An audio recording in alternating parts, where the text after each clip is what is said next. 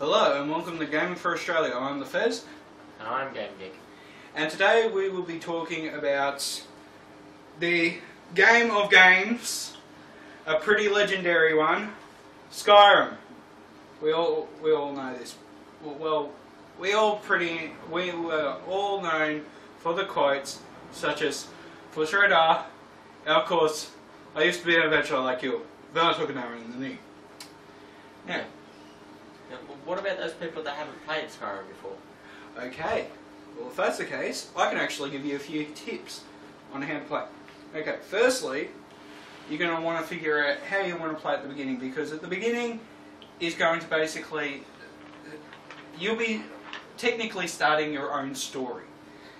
How you play depends on how your story is pretty much going to be written. I'm sorry, I'm taking a quote from one of my life quotes, which I have somewhere around. Anyway, so if you want to be a mage, you begin as a mage. But I found that you'll be limited to a lot of magicka usage, so usually I'll categorise this in roughly three.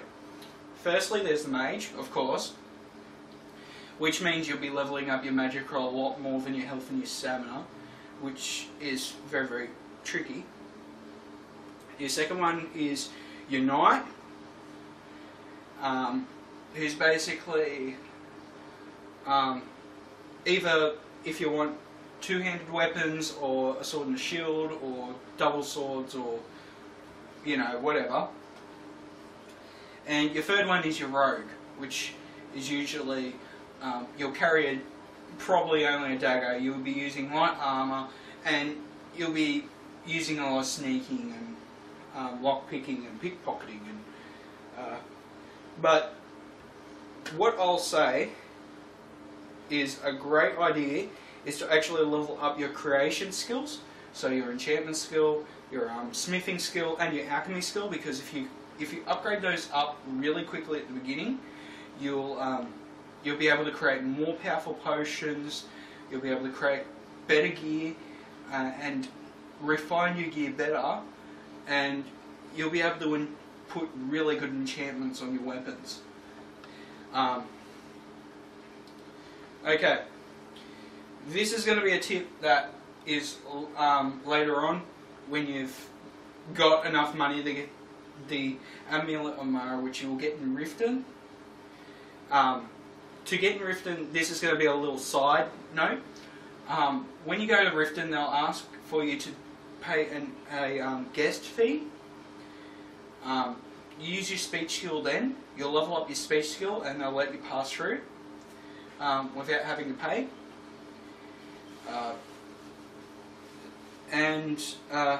You're going to want to avoid the person who comes in and says, "Oh, I hope you're not here to cause trouble." Talk to him later on when you've got enough money, because speech skill won't work on him. But you'll go to a palace which is really close. You'll notice it it's pretty distinct. It's called the Temple of Mara, and what Mara is the goddess of love. You get an amulet, you help a few people, and then you have the pick of who you want to marry. Now, you'll want to have a spouse, because the spouse every day gives you 1,000 gold each day, and a free feed if you want food. Which personally, I just get it and leave it in my inventory until in dire need, which is, well, never. Yeah. Anyway, what you're going to want to do is get a spouse pretty much right off the bat.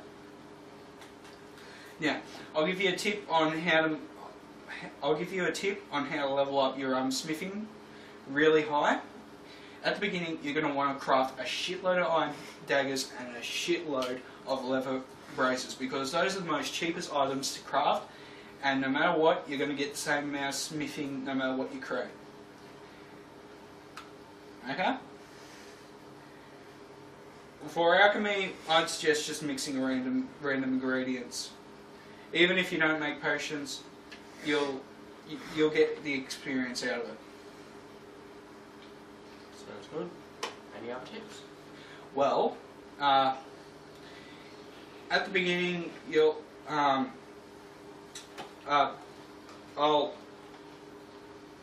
during this game doesn't actually tell you what all the races that you get the choice out of, what their advantages are and what their disadvantages are. I'll be able to show you later on, but you'll be able to see it in the Oblivion game, because the Oblivion game, which is the game before this game, which I actually got with its book, actually tells you what advantages you get with each race. So, yeah. Anyway, I'll be able to show you the book, and the skill improvements aren't. You basically got the same skills as everyone else. You'll start with a little bit of alchemy, a little bit of everything, but in the end, you'll find that if your character, if you like to play in a certain way, like for example, if you like to swim, if you like to dive a lot, you'll find interest in the Argonian race, which is one of the races that is in the game, which has unlimited breadth, which is a really, really tricky. I think I only got the enchantment once, which is really, really annoying.